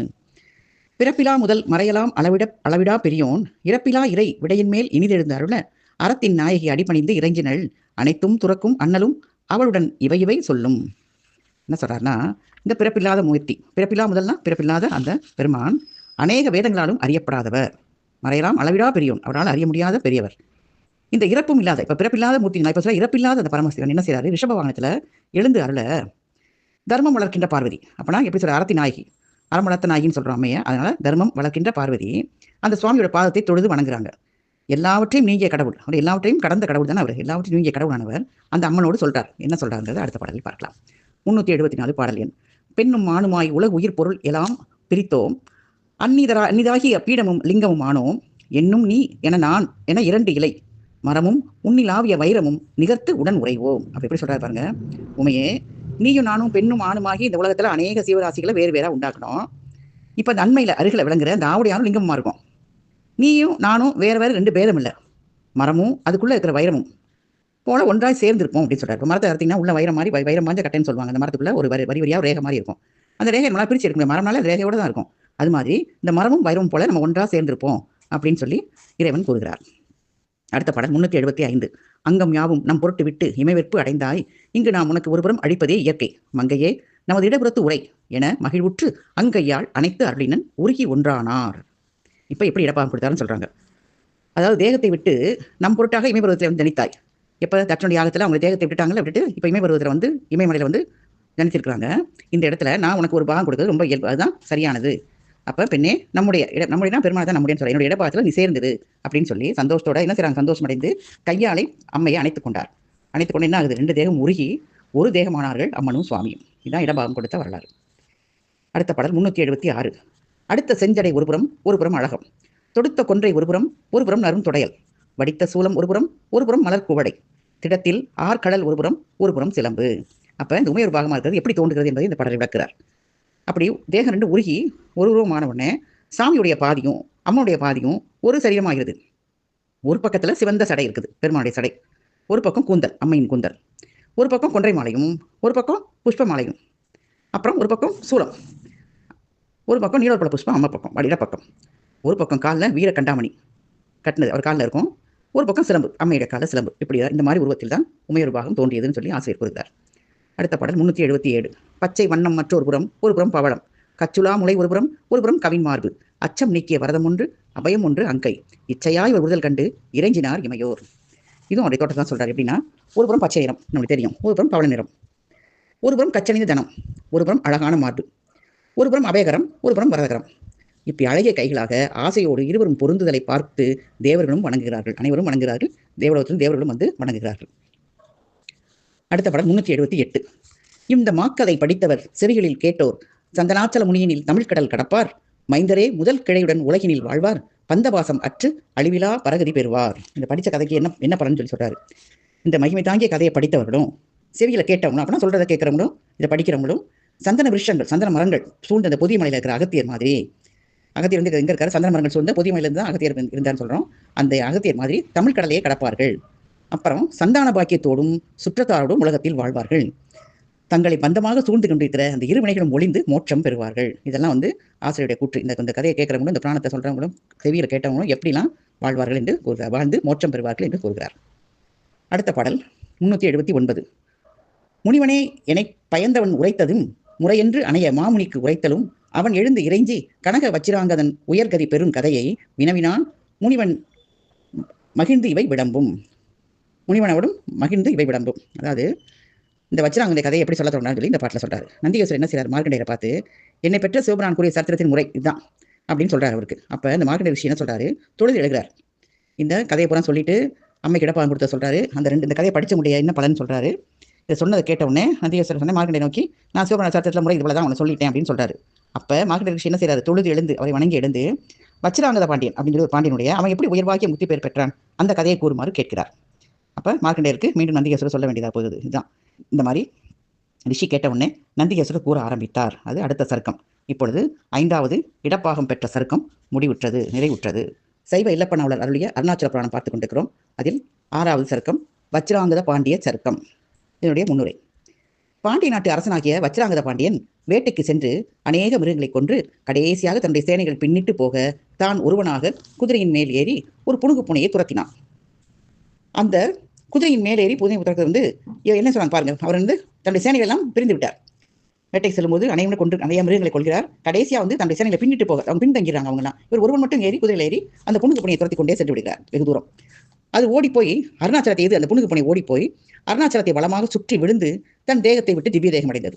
அப்ப அந்த பூனை வந்து அருணாச்சலத்தை வளமாக சுற்றி இறந்து விட்டது. அதன் பின்னே வளமாக சுற்றி துரத்தி கொண்டு அரசன் ஏறி வந்த குதிரையும் விழுந்து இறந்தது. அதுவும் திவ்ய தேகம் பெற்றது. இந்த இரண்டும் காந்திசாலி கலாதரன் என்கிற 2 வித்யாதரர்களாகிய பாண்டியனை பார்த்து, நாங்கள் இருவரும் துர்வாச ரிஷியின் ஆசிரமத்தில் இருக்கிற நந்தவனத்தில் புகுந்து புஷ்பங்களை பறித்ததினாலே அவர் எங்களுக்கு குதிரையாகவும் புனுகு புனையாகவும் போக கடவீர்கள் என்று சபித்து, பிறகு நாங்கள் வருந்தி கேட்டுக்கொண்டதன் பேரில் இந்த அருணாச்சலத்தை பாண்டி நாட்டு அரசனால் நீங்கள் கிரிவலம் செய்யும்படி நேரிடும். அப்போது இந்த சாபம் விமோச்சனமாகும் என்று சொன்னார். ஆதலால் அதன்படியே சம்பவித்தது. நீர் இந்த மலையை காலினால் பிரதட்சணம் செய்யாமல் குதிரை மேலேறி பிரதட்சணம் செய்தபடியால் உமக்கு பாவம் வந்திருக்கிறது. அதுவும் சுவாமியை பூசை செய்தால் போய்விடும் என்று சொல்லிவிட்டு தங்கள் விமானங்களில் ஏறி தங்கள் ஊருக்கு போய்விட்டார்கள். இப்போ அந்த புனுகு பூனை துரத்தி கொண்டே குதிரையில் சென்றதுனால அது வளமாக மலையை சுற்றி சென்று பெருமானுடைய எதிர போய் முடிந்து இறந்துருது. இவர் வந்து எங்களுக்கு வந்து 2 பேருக்கு மோட்சம் கிடைச்சிருச்சு, ஆனால் நீங்கள் வந்து குதிரையில் பிரதர்ஷனம் பண்ணதுனால உங்களுக்கு பாவம் வந்திருக்கு, நீங்கள் அதையும் சுவாமியை பூசை செஞ்சால் உங்களுடைய வந்து பாவம் போயிடும் அப்படின்னு சொல்லிட்டு விமானங்களில் ஏறி தேவரோகம் போயிடுறாங்க. பின்பு என்ன செய்ய வச்சிராங்க பாண்டியன் தன் பிள்ளையாகிய ரத்னாங்கத பாண்டியனுக்கு தன் அரசாட்சியை ஒப்பித்துவிட்டு அண்ணாமலையாருக்கு விசேஷ திருப்பணிகள்லாம் செய்து கிரிவலம் செய்து கொண்டு வர நாளில் ஒரு நாள் பரமேஸ்வரர் ரிஷபா வாகனருடராய் பாண்டியனுக்கு தரிசனம் கொடுத்து, பாண்டியனே, முன் ஜென்மத்தில் தேவேந்திரனாய் இருந்த நீ நம்மேல் உன் வஜ்ராயத்தை பிரயோகம் செய்தபடியால் பூமியில் மனிதனாக பிறந்தாய். இப்போது நம்மை பூசித்து கிரிவலம் புரிந்ததால் மறுபடியும் தேவேந்திரனாக போயிரு என்று வரம் கொடுத்து விட்டு மறைந்தார். அப்ப இந்த வஜ்ராங்க பாண்டியன் தான் யாரு, முன் ஜென்மத்தில் தேவேந்திரனா இருந்தவர். அவர் வந்து வஜ்ராயத்தை பெருமான் மேல பிரயோகம் செஞ்சதுனால தான் பூமியில் மனிதனாக பிறந்து இப்பொழுது நீ கிரிவலம் வந்து தேவேந்திரனாவே போயிரு அப்படின்னு சொல்லி வரம் கொடுத்து விட்டு மறைந்தார். இதுதான் வந்து வஜ்ராங்க பாண்டிய சருக்கம். இப்ப 2 பாடல்கள் பார்க்கலாம். பாடலின் 380. தோடு கமல் சந்தன வனத்திடை துழைந்தே நீடு தமிழின் சுவை அலைந்து நெடுநாளா ஆடு மயில் அன்னவர்கள் அன்ன நடை போலே வாடை விசை தென்றல் புகும் வையை வளநாடு. என்ன சொல்றாங்க அர்த்தம், அந்த பூவிதழ்கள் புஷ்பங்களுடைய இதழ்கள் மணக்கும் அந்த சந்தன வனத்தின் மத்தியிலே சஞ்சரித்து அந்த நீட்சி அதோட நீட்சியாக இருக்க தமிழின் மாதுரியத்தை அளந்து நெடுநாளாக ஆடா நின்ற மயில் போன்ற பெண்ணுடைய நடை போல. ஒரு பெண்ணுடைய நடையை சொல்றது எப்படி சொல்றாரு? மனம் கமலும் சந்தன மனத்தின் மத்தியில் சஞ்சரிச்சு தமிழோட மாதிரியத்தை அலைந்து, அதுதான் தண்ணியில அது அலையுது இல்லை அந்த அன்னங்கள், அது வந்து அலைந்து நெடுநாளாக ஆடாமல் நிற்கிற மயில் மாதிரி. நெடுநாளாக அங்கே ஆடுகின்ற, ஆடான்றனா ஆடுகின்றன அர்த்தம். ஆடு மயில் போல. அந்த மயில் எப்படி போன்ற மயில் போல பெண்களுடைய நடை போல. அந்த மயில் வந்து பெண்கள் நடை போல இருக்கான் மயிலோட நடை. எப்பவுமே பெண்கள் தான் மயில் போல நடை சொல்லுவாங்க. இப்போ மயிலுக்கே பெண்கள் தான் நடை கொடுக்குறாங்கிற அர்த்தத்தில் சொல்றாரு. வாடைக்காத்தில் சம்பந்தமாய் தென்றற் காற்று வருகின்ற அந்த வையையாறு பொருந்திய பாண்டிய நாடு. நாட்டினுடைய வளத்தை தான் அந்த பாட்டில் கூறாரு. பெண்கள் நடை போன்ற மயில் நடை இருக்குது. வாழைக்காட்டு சம்பந்தமாக தென்றற் காட்டு வருகின்ற அந்த வையை ஆற்றில் உள்ளது பாண்டிய நாடு அப்படின்னு சொல்றார். அடுத்த பாடல் 381. வெவ்வேறு கணாரிடையை மின்னன மருண்டே செவ்வி பெரு கேதகை செறிந்தளர் நாடு நவ்வி அணை ஆறு அழக நல்லிருள என்றே மவ்வளருகே அலரும் வையை வளநாடு. என்ன சொன்னா, வெப்பத்தை செய்யும் கண்களை உடைய பெண்கள் இடையை, கண்களை பார்த்தால் எப்படி இருக்குது, வெப்பம் நமக்கு வெப்பம் தோன்றுகிற மாதிரி கண்களை உடைய அந்த பெண்களுடைய இடையை பார்த்து மின்னல் போல இருக்கு அப்படிங்கிற இடையை கண்டு மயங்கி அழகு பொருந்திய தாளைகள், தாளைனா தாளை மரம், அந்த பூ இருக்குல்ல, அந்த பூ என்ன செய்யுது, இது வந்து ஏதோ பெண்களை பார்த்து மின்னல் நினைச்சு தாளை மரம் பூத்ததான், தாளை புதர், அது புஷ்பிக்கின்ற, அந்த மாதிரி புஷ்பிக்கின்ற நாடு இது. இந்த மான் போன்ற மாதர்கள் கூந்தலை பார்த்து அது இருள் அப்படின்னு நினைச்சு முல்லை செடிகள் கரையிலே புஷ்பிக்குதான், பூத்து விடுறதான். அதாவது பெண்களுடைய கூந்தல் இருண்ட கூந்தலை பார்த்து இது கார்கால மேகம் போல இருக்கிறது நினைக்குது. மான் போன்ற மாதர்கள் கூந்தலை பார்த்து இருள் நினைச்சு இருட்டி விட்டது அப்படின்னு நினைச்சு முல்லை செடிலாம் என்ன செய்யுது, இரவில் தான் பூக்கும், அது கரையிலே புஷ்பிக்கின்ற அந்த வையை வளம் பொருந்திய நாடுன்னு சொல்றார். அடுத்த பாடல் 382. அந்த வள நாடர் பெருமான் அரசர் கோமான் இந்திரன் முடிக்கிடை எரிந்த வளை வீரன் இந்த அரு தென்கயலை நெற்றி விழி போலே முந்திய திசைக்கறி முகத்தெழுதி வைத்தோன். அதை இந்த மாதிரி தன்மையுடைய அந்த பாண்டியவள நாட்டுக்கு ராசன் யாரு? அரசருக்கு அரசனானவன் தேவேந்திரன். அவனுடைய முடி சிதறும்படியாக இந்த வளை என்னும் ஆயுதத்தை பிரயோகித்தவன். குற்றமற்ற அழகிய மீனக்கொடியை நெற்றிக்கண் போல அஷ்டதிக்கில் இருக்கிற யானைகள் முகத்திலே எழுதி வைத்தவன். இது போன்ற வளமையான பாண்டி நாட்டுக்கு அரசன், அவன் அரசருக்கு அரசனாகிய தேவேந்திரனுடைய முடி அவனுடைய கிரீடம் சிதறும்படியாக வளை அப்படிங்கிற ஆயுதத்தை பிரயோகித்தவன்.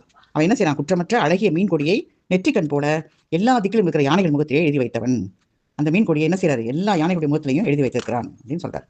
அடுத்த பாடல் 383. ஆகமாதி மதனின் அழகினான் ஆகமாதி தெளிந்த அறிவினான் பாக நாரியர் பத்தினான் மொழிப்பாக நாரியர் பற்றிய தோடினான். இப்ப அவனை பத்தி வர்ணிக்கிற அந்த பாட்டில் என்ன சொல்றாருன்னா, தேகத்தின் ஆதி அந்தமாக மன்மதன் போல அழகுள்ளவனா அந்த அரசன், ஆதிசேரனை போல தெளிந்த விவேகமுடையவனா, பாகத்திலே பார்வையுடைய சிவன் மேல் பக்தி உடையவள், பாகு போல மதுரமாகிய சொற்களுடைய ஸ்திரீகள் விரும்பி நிற்கின்ற தோளை உடையவன். அப்ப அந்த அரசனை பற்றிய வர்ணனை கூறுகிறார். எப்படி? தேகத்தின் ஆதி அந்தமாக மன்மதன் போல அழகுள்ளவன், ஆதிசேரன் மாதிரி தெளிந்த விவேகத்தை உடையவன், பாகத்திலே பார்வையுடைய சிவன் மேல் பக்தி உடையவள், பாகுபோல் மதுரமாகிய சொற்களை உடைய ஸ்திரீகள் விரும்பி நிற்கின்ற தோளை விரிந்த தோளை உடையவன். அடுத்த பாடல் 384. வானகத்திலும் மண்ணிலும் எண்ணிம் அவ வானகத்திலும் வைத்த புகழினான் கானகத்து ஒளியார் சடைக்கண்ணி தன் கானகத்து ஒளியா மனை காப்பவன், தெய்வலோகத்திலும் பூமியிலும் எண்ணம் பொருந்திய இமய பருவத்திலும் தன் கீர்த்தியை நிலைநாட்டியவன். சுவாமி தரிக்கின்ற சடைக்காட்டினில் பிரகாசிக்கின்ற அந்த ஆத்திமாலையுடைய வாசனையை தன் மனதில் நினைத்துக் கொண்டு பூமியை காக்கின்றன. அப்போ பெருமானை வந்து எப்பொழுதும் நினைத்துக் கொண்டிருக்கிறவன். தெய்வலோகத்திலும் பூமியிலும் எண்ணம் பொருந்திய இமய பருவத்திலும் தன் கீர்த்தியை நிலைநாட்டியவன். சுவாமி தருகின்ற அந்த சடையிலே கடைக்காட்டில் அந்த பிரகாசிக்கின்ற அந்த ஆத்திமாலையுடைய வாசனையை தன் மனதில் நினைத்துக் கொண்டே இந்த பூமியை காக்கின்றவன். இது அந்த மனனை பற்றியே சொல்றார். அடுத்த பாடல் 385. தங்க நாயகனை தலை சூடிய வெங்கன் நாதர் அடித்தலை ஏற்றினான் பொங்கு நன்றி அறிந்தது போற்றுவார் இங்கு இவர்க்கிணை யாவரும் இல்லையே. அதாவது அவன் குலத்து தலைவன் யார்? பாண்டியன் குலத்து தலைவன் சந்திரன். அந்த சந்திரனை சிரசில் தரித்த எங்கள் நாதரது பெருமானுடைய பாதங்களை தலையினாலே வணங்கினவன் யாரு? அந்த அரசன். அரசருக்கு அரசன், தேவேந்திரனை வென்றவன் அவன். மிகுந்த நன்றியை அறிந்து அதை பாதுகாக்கின்றவர்களில் இவனுக்கு சமம் ஒருவரும் இல்லை. அதாவது நன்றியோடு அறிஞ்சு அந்த நன்றியை பாதுகாத்து தங்கள் குலத்தலைவன் சந்திரனை சிரசில் தரித்த பெருமானுடைய பாதங்களை தலையால வணங்கினவன் இவனுக்கு சமானம் ஒருவரும் இல்லை அப்படின்னு சொல்லி இந்த பாட்டில் விளக்க சொல்கிறார். சைவ இல்லப்பனாளர் அருளிய அருணாச்சல புராணம் பார்த்துக் கொண்டிருக்கிறோம். அதில் வஜ்ராங்கத பாண்டிய சர்க்கம் 6வது சர்க்கம். அதில் பாடல் 386. பத்துவார் திசை மீதும் படர்ப்புகள் வித்துவாரி இறைக்கின்ற மேன்மை போனத்து வாரியில் வாரினர் நல்கிய முத்து வாரி இறைத்திடும் முன்றிலான். இப்ப அந்த பாண்டியனுடைய வளத்தை பத்தி சொல்றாரு. அதாவது நீண்ட 10 திக்கிலும் 10 வார் திசை அப்படின்றாரு.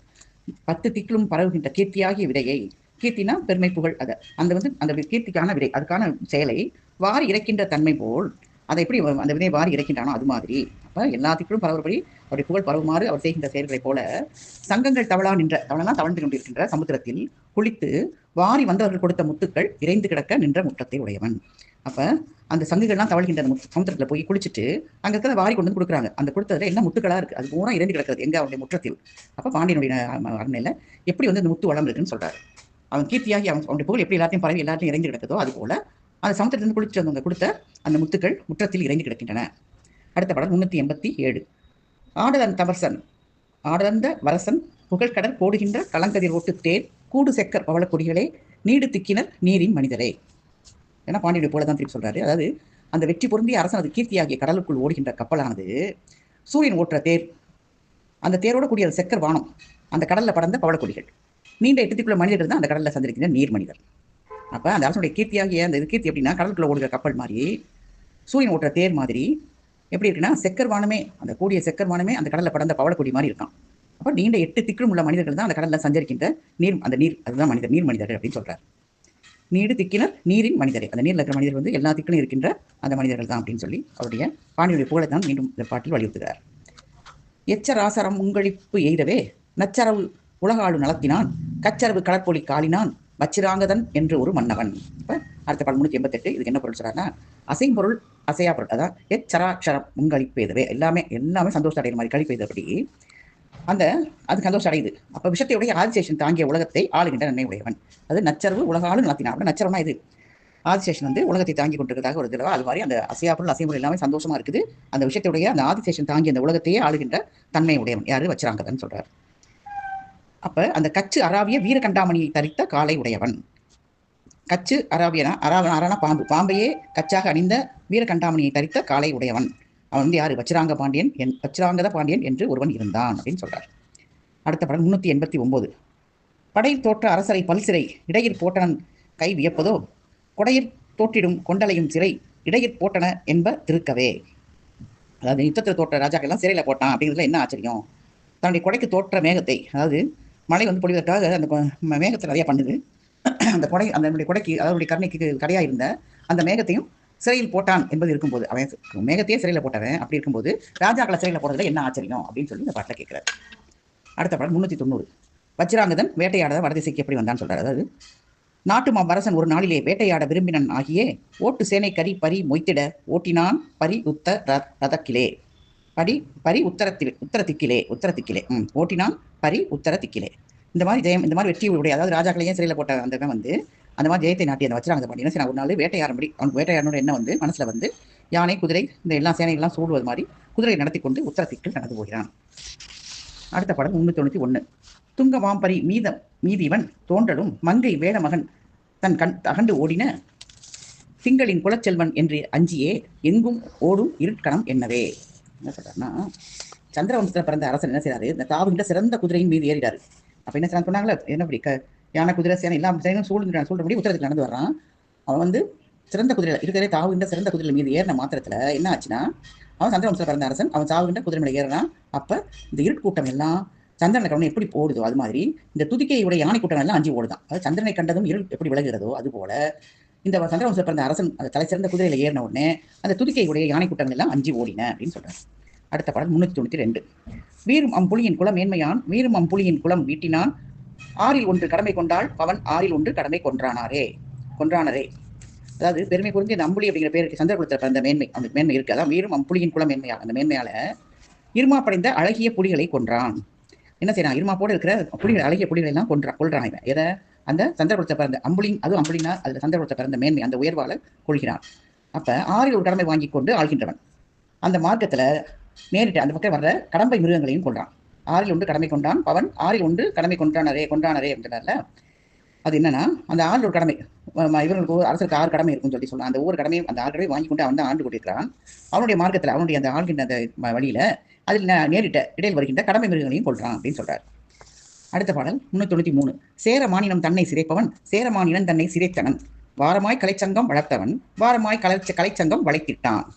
அப்ப சிறைப்பவன் சிறைத்தான், அதான் சொல்றாரு. அக்னிவம்சத்தில் பிறந்த அந்த சேரமான் அப்படின்ற பெயரையுடைய அந்த சேனையை ஜெயித்தவன். அப்ப அந்த பாண்டியன் சேர நாட்டை ஜெயித்தவன் என்ன செய்யறான்? ஒரு மிக்க மாநிலங்களை எல்லாம் கொள்றான்.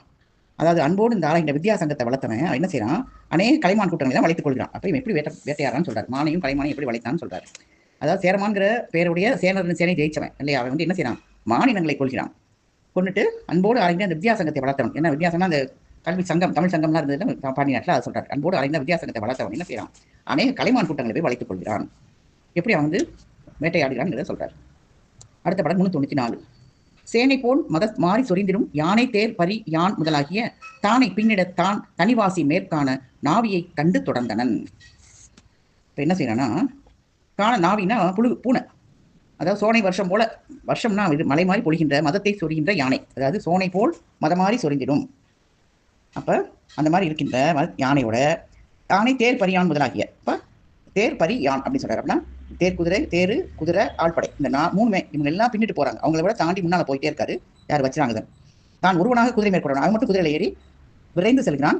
யானைப்படையும் பின்தங்கிருக்கு, தேர்ப்படையும் பின்தங்குது, குதிரைப்படையும் பின்தங்குது, ஆட்களும் பின்தங்குறாங்க. அப்போ 4 பேரையும் தாண்டி இவன் தனி ஒருவனா போய் குதிரையோட போய் ஒரு புணுகு புனைன்னு சொல்லுவாங்க. பூனை வந்து புணுகு புனை ஒரு பூனை இருக்காது.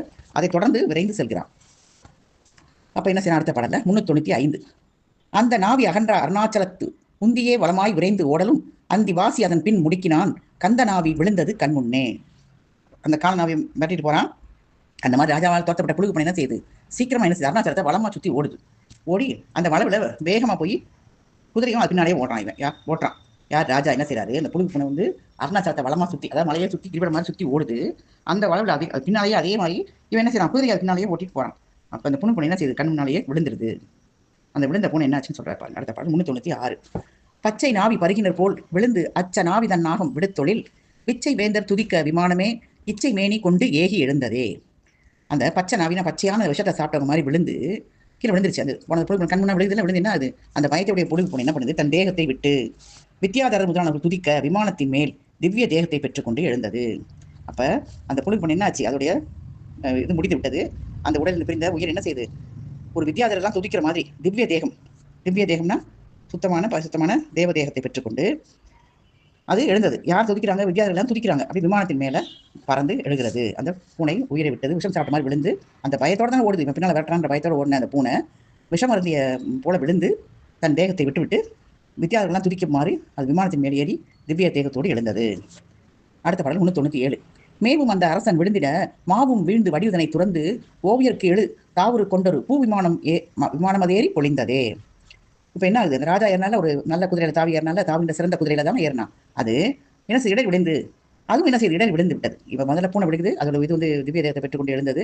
இப்போ ராஜா ஏறின அந்த குதிரை வந்து அதுவும் இடர் விழுந்து தன் தேகத்தை விட்டு சித்திரக்காரருக்கும் எழுதக்கூடாத திவ்ய ரூபமா, அதாவது யார் ஒரு சிறந்த ஓவியரால் கூட வரைய முடியாத திவ்ய ரூபம், அப்படி ஒரு அழகிய ரூபத்தை பெற்று ஒரு புஷ்ப அப்பதான் அந்த சொல்லுவாங்க புஷ்ப விமானம் வரும்ல, அதில் ஏறி அதுவும் பிரகாசத்தோடு திகழ்ந்தது அந்த குதிரை.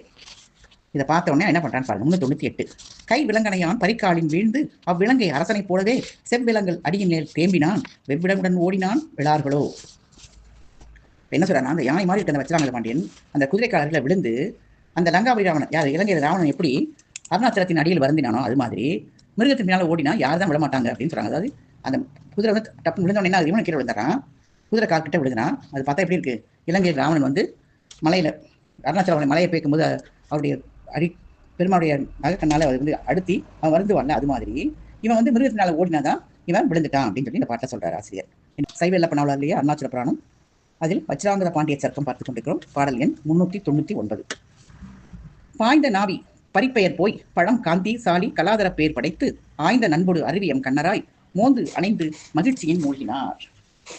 என்ன சொல்றாங்க, அந்த பாய்ந்து நல்ல குதிரை அது என்ன ஆச்சுன்னா, நாவி அப்படிங்கிற சொல்ற பேர் போய், நாவினா குதிரை, அந்த பேர் போய் காந்திசாலி அப்புறம் கலாதரன் என்கிற பேர் படைத்தவராய் ரொம்ப நண்பராய் 2 பேரும் அருவி போல் கண்ணிலிருந்து நீர் பெருக ஒருவருக்கொருவர் கட்டி அடைத்து உச்சி மோந்து சந்தோஷத்தில் மூழ்கினாங்களாம். அதான் சொல்றாரு, பாய்ந்த நாவி பரிப்பெயர் போய், அந்த குதிரை பேர் போயிட்டு பழம் காந்திசாலி அப்படின்றார்.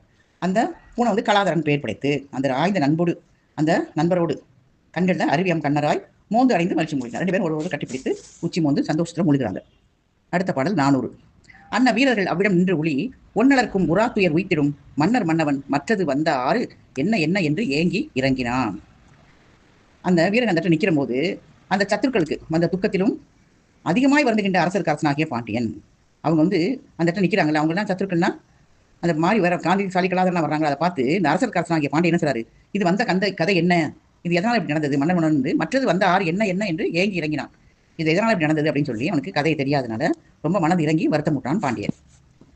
அப்ப என்ன நடக்குதுன்னா 401 பாடல். விஞ்சை மன்னர் விமானத்தராகியே தஞ்சமில் அவன் தன்புடைய சூழ்ந்து நீ அஞ்சல் அஞ்சல் என்று அங்கை அமைத்தனர் பஞ்சவன் மகிழ்வோடும் பகர்வான். அப்ப 2 வித்தியாதர்கள் தானே, அவங்க 2 பேரும் விமானத்தில் ஏறிக்கிறாங்க. இந்த தஞ்சமில் பாண்டியத்தில் வந்து என்ன சொல்றாங்க, நீ பயப்பட வேண்டாம் அப்படின்னு சொல்லி கையை காட்டுறாங்க. அஞ்சல் அஞ்சல் பயப்படாதுன்னு சொல்லிட்டு அந்த பாண்டியன் மகன் சந்தோஷத்தோட சொல்ல ஆரம்பிக்கான். என்ன சொல்றாங்கன்னு சொல்றாங்க, அந்த விஞ்சையர்கள் பாண்டியன் என்ன சொன்னார்கள் அப்படிங்கிறது அடுத்த பாடல். 402. நீதியாய் வரு நீர் வெறித்து உயர் காதிக்கு ஆதி காரணம் யாது வரும் துயர் போதுமார் எது போதியும் என்று அவன் ஓத ஓத கலாதரனோ ஓதுவான். என்ன சொல்றாங்கன்னா, அந்த நீதி யார் அப்படின்னு சொல்லுங்க. அதாவது நீதி பொருந்தி நீங்க 2 பேரும் யாரு? இப்போ 2 பேரும் நீங்க காந்திசாலி கலாதரன் பேர் மாறி நீங்க 2 பேர் இருக்கீங்களா? நீங்க 2 பேரும் யாரு? உங்களுக்கு இப்படி வந்து துக்கத்துக்கு காரணம் என்ன? அதாவது பூனையாகவும் குதிரையாகவும் வந்த காரணம் இது. அது போனதே, அது எப்படி எதனால போச்சு சொல்லுங்க அப்படின்னு கேட்கிறாரு. மன்னனுக்கு வந்து போனது என்ன சொல்றாரு, ஒண்ணுமே புரியல அவருக்கு. அப்ப நீ பயப்பட வேண்டாம்னு சொல்லி அவங்க சந்தோஷமா சொல்ல ஆரம்பிக்கிறாங்க அந்த விஜயர்கள்.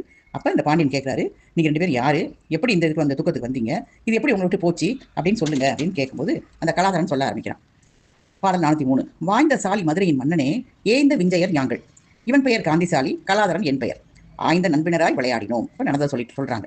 அதாவது நெல் விளைகின்ற அந்த மதுரைக்கு அரசனே, நாங்கள் தான் ஒப்பற்ற வித்தியாதரர்கள் என்ற ஒரு இனத்தை சேர்ந்தவர்கள். இப்போ தேவர்கள் அசுரர்கள் மாதிரி வித்தியாதரர்கள். இவன் பேர் காந்திசாலி, என் பேர் கலாதரன். நாங்கள் 2 பேரும் ரொம்ப சிநேகமா நட்போடு விளையாடி கொண்டு இருந்தோம். அப்போ என்ன நடந்து சொல்றார். 404. மாறவேடும் வசந்தனும் போலவே யாரவே பிரியாது உரை நாளிலே சேர ஊழ் வினை சென்று தொடர்ந்திட மேறு மால்வரை சாரலின் மேவினோம். அப்போ என்ன சொல்றாரு, நாங்கள் அப்படி விளையாண்டிட்டு இருக்கும்போது மன்மதனும் அவருடைய சிநேகி யார், வசந்தம்னா வசந்த காலம், காலத்தை சொல்றாரு. 2 பேரும் ஒருத்தருக்கு பிரியாம வாசிக்கிற நாளில் எப்படி அவங்களுடைய சிநேகிதனா இருந்து ஒன்னா இருக்காங்களோ மன்மதனும் வசந்தமும், அந்த நாளில் நாங்கள் முன் செஞ்ச ஊழ்வினையால, எங்களுடைய கர்ம வினையினால அது வந்து அது வந்து எங்களை சேர நாங்கள் என்ன செஞ்சோம், மகாமேரு மலை சாரலில் போய் சேர்ந்தோம். மலையுடைய அடிவாரத்துக்கு போறாங்க 2 பேரும். எதனால போனாங்களாம், இவங்களுடைய முன்வினை காரணமாக, ஊழ்வினை. அப்போ எது மாதிரி இருந்தாங்க, மன்மதன் சிநேகிதன் மாதிரி நாங்கள் 2 பேரும் பிரியாமல் இருந்தோம். அப்போ நாங்கள் 2 பேரும் அந்த மகாமேரு சாரலில் போய் சேர்ந்தோம். 405 அடுத்த பாடல். மாச்சரியம் மிக்க துர்வாச முனி வாழும் ஆச்சிரமம் மேல் அருகில் அந்த முனி தானே நீர் சொரிய நெஞ்சு உருகி நின்ற மரமெல்லாம் பூச்சொரியும் நந்தவனம் மீதின் இடைப்புட்கோம். அதாவது மாச்சரியம்னா கோபம். அந்த கோபம் மிகுந்த அந்த துர்வாச முனி வாழ்கின்ற ஆசிரமத்துக்கு பக்கத்துல போய் அந்த முனி என்ன செய்றாரு, மனமுருகி தண்ணீர் வார்த்தாராம் எல்லா செடிகளுக்கும். அந்த மாதிரி வளர்ந்த விருட்சங்கள், எல்லா விருட்சங்கள் பெரிய பெரிய மரமா இருக்கு. துர்வாச முனிவர் மனம் உருகி தண்ணீர் சொரிந்த அந்த நந்தவனம், அது எல்லாம் புஷ்பங்களா சொரிதான். அந்த நந்தவனத்துல நாங்கள் புகுந்தோம். அப்போ எங்க போறாங்க, துர்வாச முனியுடைய ஆசிரமத்துக்கு அருகில் இருக்கிற நந்தவனத்துக்கு போறாங்க. அங்க புஷ்பங்கள் சொரிகிறது. அங்க மனமுருகி தண்ணீர் சொரிந்த துர்வாச முனி வாழ்கின்ற இடத்துக்கு நாங்கள் சென்றோம். அடுத்த பாடல் 406. புக்க மனதில் சிறு புதர்களை மிதித்தான் மிக்க வினையேனும் அதின் மென்மலர் பறித்தேன் அக்கணம் உணர்ந்து முனி அங்கி விடியாலே கக்க ஒளி மிக்க சடை கட்ட விட வந்தான். என்ன சொல்றான்னா, இந்த இப்படி போகும்போது இந்த காந்திசாலி தான் அங்குள்ள சின்ன சின்ன புதர்லாம் மிதிச்சிடறான். அப்படி புகுந்தான் இல்லைங்க என்ன பண்ணாங்க, அந்த முனியுடைய நீர் சொரியும் நந்தவனத்திலையும் புஷ்பங்கள் சொரிகின்ற நந்தவனத்தில் புகுந்த பொழுது இந்த காந்திசாலி புதர்களை மிதிச்சிடறான். மிகுந்த உனையுடைய நானும் அதில் இருக்கிற மேன்மையாக இந்த புஷ்பங்கள் எல்லாம் பறிக்கிறான். இவன் பூ பறிக்கிறான், அவன் செடியெல்லாம் மிதிச்சு நாசம் பண்றாங்க. அந்த கணத்துல துர்வாச மகரிஷி என்ன சார் தெரிஞ்சிருது அவருக்கு, யாரோ வந்து இந்த மாதிரி பண்றாங்கன்னு தெரிஞ்ச உடனே கண்களில் நெருப்பு கொட்டுறது மாதிரி வெளிகளாலே நெருப்புகளை கொட்டி கொண்டு அப்படியே சடையெல்லாம் போட்டு முடி ஜடாலங்கரமும் சடையை அவிழ்ந்து விழ கோபத்தோடு வருகிறார் அந்த துர்வாச முனிவரை கோபத்துக்கு பெயர் பெற்றவர். அடுத்த படம் 407. முத்துமணியாம் என முகத்தினில் வியற்ப பித்துருமம் வைத்து அணைய மெல்லிதழ் துடிப்ப புத்தரியம் வீழ்வதை அடிக்கடி உயர்த்தி சித்திர அழல் பொறி தெரிக்க இவை சொன்னான். அப்போ அவருடைய கோபத்தை விவரிக்காது எப்படி இருந்தான்னு சொல்றாரு பாருங்க. அழகிய முத்துக்கள் போல் முகத்துல பூரா வேர்வை உண்டாகுதான். அவருடைய பவளம் மூன்ற மிருதுவாக இதழ் துடிக்குதான் கோபத்துல. அவர் நழுவி போகிற வசரத்தை பிடிச்சி வைத்து கட்டிக்கிறார், அடிக்கடி உயர்த்தி கட்டுறாரு. சித்திரமாகிய அக்கினி பொறி, அந்த அக்கினி பொறி மாதிரி கண்டன் தெரிக்கிறது மாதிரி இவைகளை சொன்னார். என்ன சொன்னார் அடுத்த பாட்டில் சொல்றார். அவர் கோபம் எப்படி இருந்தது என்று இந்த பாட்டில் விவரிக்கிறார். அடுத்த பாடல் 408.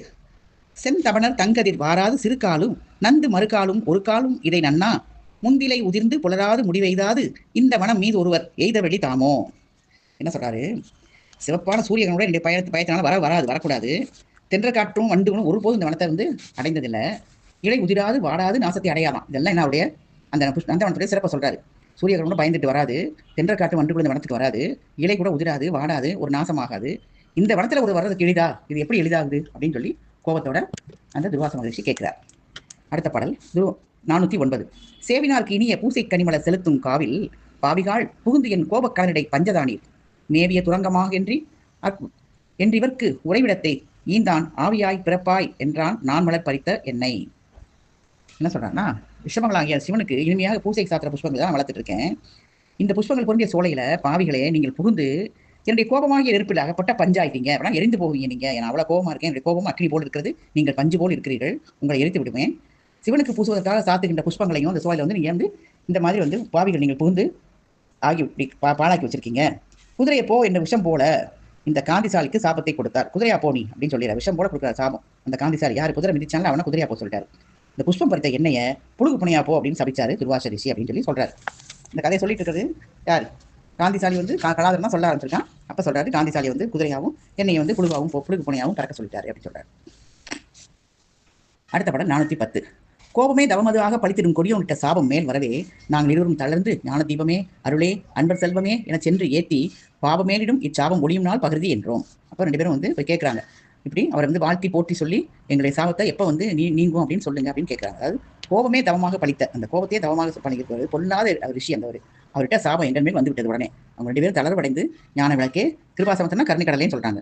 பக்தருடைய செல்வமே அப்படின்னு சொல்லி எதிர் சென்று வணங்கி, இந்த பாவம் உண்டனால எங்க மேல அந்த சாபம் வந்துருச்சு, இது ஒளியனால என்னைக்கு அப்படின்னு சொல்லுங்க, எப்படி தீரும் இந்த பாவம்னு சொல்லி கேட்பதாக இந்த பாடலை முடித்திருக்கிறார். மீண்டும் நாளை பார்க்கலாம். திருச்சிற்றம்பலம்.